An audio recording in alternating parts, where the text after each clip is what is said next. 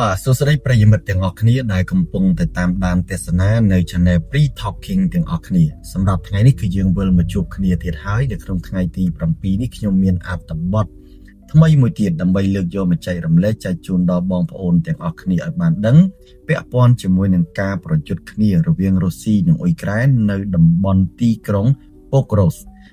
បងប្អូនមកទល់នឹងពេលនេះតំបន់នេះកំពុងតែមានភាពតានតឹងរវាងរុស្ស៊ីនិងអ៊ុយក្រែនដែលកំពុងតែបើកការវាយប្រហារគ្នាសឹងតែរាល់ថ្ងៃហើយគណៈដែលអ៊ុយក្រែនពេលនេះកំពុងតែវាយប្រហារប្រភពថាមពលរុស្ស៊ីយ៉ាងខ្លាំងក្លាចំណែករុស្ស៊ីក៏បានអះអាងថាបានវាយកងកម្លាំងរបស់អ៊ុយក្រែនយ៉ាងគំហុកដូចគ្នា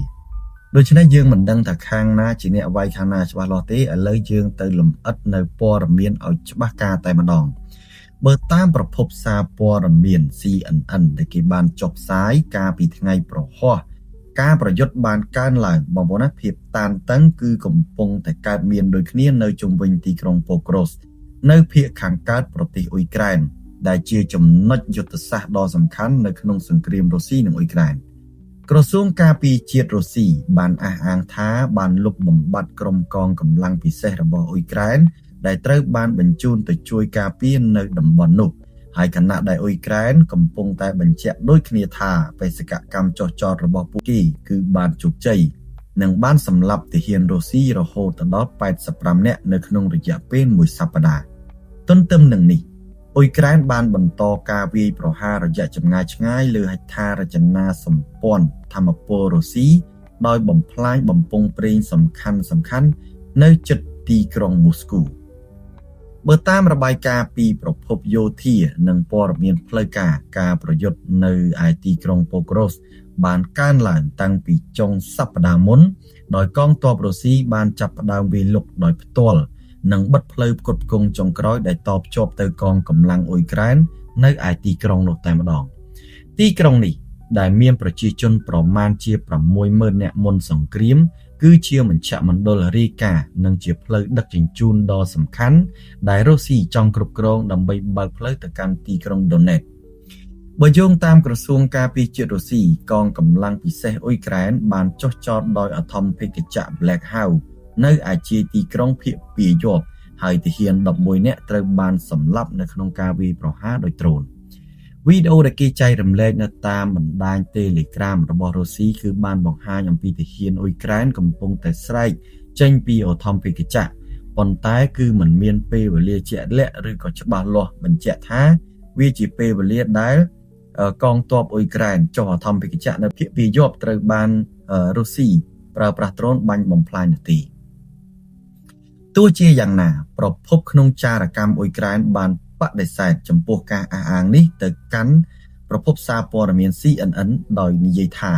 កិច្ចខិតខំប្រឹងប្រែងរក្សាស្ថិរភាពដែលដឹកនាំដោយប្រមុខស៊ើបការការពារជាតិលោក Kirilo Bodanov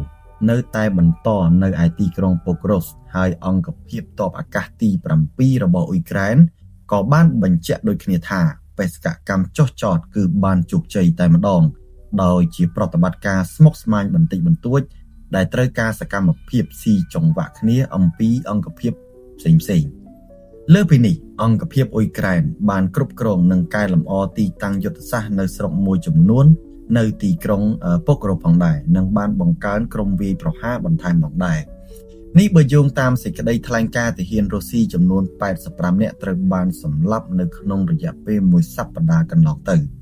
លោកឧត្តមសេនីយ៍ Alexander មេបញ្ជាការយោធាអ៊ុយក្រែនបាននិយាយការពីថ្ងៃសៅរ៍ថាទីក្រុង Pokros និងទីប្រជុំជន Mainorad ដែលនៅជិតខាងមិនត្រូវបានឡោមព័ទ្ធឬក៏រារាំងនោះទេហើយយើងក៏កំពុងតែធ្វើអ្វីៗគ្រប់យ៉ាងដើម្បីឲ្យរក្សានៅភស្តុតាងជូនដល់ប្រជាជនទោះបីកងកម្លាំងរុស្ស៊ីកំពុងតែឈ្លានពានជាបន្តបន្ទាប់នៅជួរខាងមុខភាគខាងកើតប៉ុន្តែអ៊ុយក្រែនបានប្រើប្រាស់យុទ្ធសាស្ត្រការពារដោយការវាយប្រហាររយៈចម្ងាយឆ្ងាយដើម្បីបំផ្លាញហេដ្ឋារចនាសម្ព័ន្ធថាមពលរបស់រុស្ស៊ីដូចគ្នានៅផ្នែកថាមពលអ៊ុយក្រែនពង្រីកការវាយប្រហារលើរោងចក្រចម្រាញ់ប្រេងស្ថានីយ៍បូមទឹកនិងបំពង់បង្ហូរប្រេងរុស្ស៊ីតាំងពីរដូវក្តៅយោងតាមមន្ត្រីការពារជាតិអ៊ុយក្រែនកាលពីថ្ងៃសុក្រក្រុមអ្នកបំផ្លិចបំផ្លាញបានបំផ្ទុះបំពង់បង្ហូរប្រេងចំនួន3នៅតំបន់មូស្គូ ដែលជាការវាយប្រហារចុងក្រោយបង្អស់នៃយុទ្ធនាការទី1របស់ទីក្រុងគីអាវទីភ្នាក់ងារស៊ើបការសម្ងាត់ការពារជាតិអ៊ុយក្រែន DI បានឲ្យដឹងថាបំពង់បង្ហូរប្រេងកុលសេរ៉យដែលផ្គត់ផ្គង់ដល់កងទ័ពរុស្ស៊ីត្រូវបានបិទការពីថ្ងៃសុក្រកន្លងទៅក្នុងប្រតិបត្តិការពិសេសរបស់អ៊ុយក្រែនហើយការវាយប្រហារទាំងនេះបានបណ្ដាលឲ្យសមត្ថភាពចម្រាញ់ប្រេងរុស្ស៊ីថយចុះរហូតដល់ 20% បើយោងតាមប្រធានាធិបតីលោក Zelensky និយាយកាលពីដើមខែនេះតែម្ដងតំបន់មួយចំនួននៃរុស្ស៊ីបានរាយការណ៍ពីការខ្វះខាតប្រេងឥន្ធនៈដែលនាំឲ្យរុស្ស៊ីនាំចូលបន្ថែមពីបេឡារុសហើយលោក Danov បាននិយាយថាការវាយប្រហាររបស់យើងមានផលប៉ះពាល់ច្រើនទៅដល់ការដាក់ទណ្ឌកម្មប្រឆាំងនឹងរុស្ស៊ីហើយក៏បាននិយាយបន្ថែមថាយើងបានធ្វើឲ្យមានការខូចខាតយ៉ាងខ្លាំងទៅដល់សម្ព័ន្ធរុស្ស៊ីតាមរយៈសកម្មភាពផ្ទាល់ជាងឥទ្ធិពលសេដ្ឋកិច្ចណាមួយដែលត្រូវបានណែនាំរហូតមកដល់ពេលនេះបងប្អូនបើយោងតាមសេចក្តីរាយការណ៍ថ្មីដូចជា Reuters BBC កាលពីថ្ងៃទី6ខែ11ឆ្នាំ2025ការប្រយុទ្ធនៅប៉ូក្រូសបានបណ្ដាលឲ្យជនស៊ីវិលយ៉ាងហោចណាស់100នាក់ត្រូវបានជំនះចេញហើយខណៈដែលអង្គការសន្តិភាពសហភាពអឺរ៉ុប EU បានប្រកាសជួយយោធាបន្ថែម $1000 លានសម្រាប់អ៊ុយក្រែនរុស្ស៊ីបានឆ្លើយតបនឹងការវាយប្រហារលើទីក្រុងគីអាវប៉ុន្តែมันមានរបាយការណ៍ពីការខូចខាតធំនោះទេហើយអ្នកជំនាញយោធាអាមេរិកបានប្រមានថាការគ្រប់គ្រងប៉ូក្រូសអាចប៉ះពាល់ទៅដល់សមត្ថភាពការពាររបស់អ៊ុយក្រែននៅរដូវរងាក៏ថាបានដែរសង្គ្រាមដែលចាប់ផ្ដើមតាំងពីឆ្នាំ2022នៅតែបន្តគ្មានសញ្ញាបញ្ចប់តទៅសោះរវាងរុស្ស៊ីនិងអ៊ុយក្រែនខណៈដែលសហគមន៍អន្តរជាតិកំពុងតែព្យាយាមជួយសម្របសម្រួលកិច្ចពិភាក្សាសន្តិភាពអ្នកអង្គការបញ្ជាក់ថាការវាយប្រហារប្រភពថាមពលរបស់អ៊ុយក្រែនកំពុងតែប៉ះពាល់យ៉ាងខ្លាំងទៅដល់សេដ្ឋកិច្ចរុស្ស៊ីដែលអាស្រ័យលើការនាំប្រេងចេញដូច្នេះហើយនេះជាអត្ថបទមួយបងប្អូនដែលខ្ញុំបានដកស្រង់ចេញពីប្រភពសារព័ត៌មានធំដែលគេបានចុះផ្សាយមកទល់នឹងពេលនេះឃើញថាភាពតានតឹងរវាងរុស្ស៊ីនិងអ៊ុយក្រែន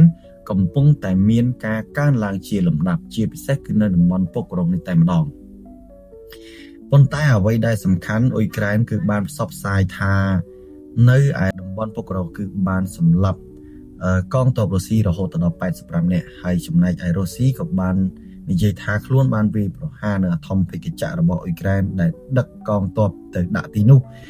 ចំនួន11នាក់បានស្លាប់បាត់បង់ជីវិតហើយការអះអាងនេះអ៊ុយក្រែនឆ្លើយថាមិនពិតប្រាកដនោះទេដូច្នេះយើងមិនដឹងថាសាច់រឿងយ៉ាងណាទេបងប្អូនដោយសារតែយើងទៅដកស្រង់ចេញពីប្រភពសារព័ត៌មានដែលគេបានចុះផ្សាយដូចគ្នាព្រោះយើងមិនមែនជាអ្នកនៅទីតាំងនោះទេតែអ្វីដែលសំខាន់បងប្អូនជឿខាងណាជឿរុស្ស៊ីឬក៏ជឿទៅលើអ៊ុយក្រែនតែអ្វីដែលសំខាន់មកទល់នឹងពេលនេះគឺរុស្ស៊ីកំពុងតែមានបញ្ហាពាក់ព័ន្ធជាមួយនឹងប្រភពថាមពលជាពិសេសគឺការនាំប្រេងចេញនឹងតែម្ដងហើយនឹងការផលិតបងប្អូនណាដោយសារតែមានការវាយប្រហារដោយដ្រូនរយៈចម្ងាយឆ្ងាយរបស់អ៊ុយក្រែនទៅលើតំបន់ចម្រាញ់ប្រេងបំពង់បង្ហូរប្រេងរោងចក្រស្តុកប្រេងផ្សេងគឺត្រូវបានវាយប្រហារដោយអ៊ុយក្រែនដូច្នេះធ្វើឲ្យរុស្ស៊ីបាត់បង់នៅប្រេងក្នុងការនាំចេញថែមទាំងខ្វះខាតប្រេងប្រើប្រាស់នៅក្នុងប្រភពយោធាជាមួយនឹងក្នុងទីក្រុងរបស់ប្រទេសរុស្ស៊ីផងដែរបន្ទល់នឹងពេលនេះគឺរុស្ស៊ីនាំប្រេងចូលពីបេឡារុសច្រើនមែនទែនបងប្អូនណាច្រើនមែនទែនដល់ទៅ70,000 តោនច្រើនណាស់បងប្អូន 70000 តោននិយាយទៅបងប្អូនមានន័យថាស្មើនឹង 70000 តោនក្នុងរយៈពេល1ខែឥឡូវនេះបងប្អូនក៏ឈានដល់ទីបញ្ចប់ផងដែរសម្រាប់អត្ថបទខាងលើក៏សូមអរគុណដល់ពុកម៉ែបងប្អូនទាំងអស់គ្នាដែលចំណាយពេលវេលាដ៏មានតម្លៃក្នុងការតាមដានទស្សនាតាំងពីដើមរហូតមកដល់ចប់សម្រាប់អត្ថបទដែលខ្ញុំបានដកស្រង់បញ្ហាពាក់ព័ន្ធជាមួយនឹងរុស្ស៊ីនិងអ៊ុយក្រែនប្រសិនបើបងប្អូនពេញចិត្តឬក៏ចង់តាមដានកុំភ្លេចជួយចុច like ចុច Subscribe ដើម្បីទទួលបាននូវវីដេអូថ្មីៗពីខ្ញុំបាទបន្តទៀតពាក់ព័ន្ធជាមួយនឹងបញ្ហារុស្ស៊ីនិងអ៊ុយក្រែនតើយើងចង់ដឹងថាតើរុស្ស៊ីនិងអ៊ុយក្រែនឈានទៅដល់កម្រិតណាបងប្អូនណាយើងនឹងតាមដានទាំងអស់គ្នាតើពូទីនអាចនឹងចូលតុចរចាឬក៏នៅតែប្រឈមក្នុងការខ្វះខាតប្រេងសុខចិត្តឲ្យខ្លួនឯងដុនដាបក៏នៅតែអួតអាងឬក៏យ៉ាងណាឥឡូវនេះយើងនឹងទៅបន្តតាមដានទាំងអស់គ្នាបន្តទៀតបងប្អូននៅពេលនេះខ្ញុំបាទក៏សូមអរគុណនិងសូមគោរពលាជួបគ្នានៅវីដេអូក្រោយជាបន្តទៀតសូមអរគុណ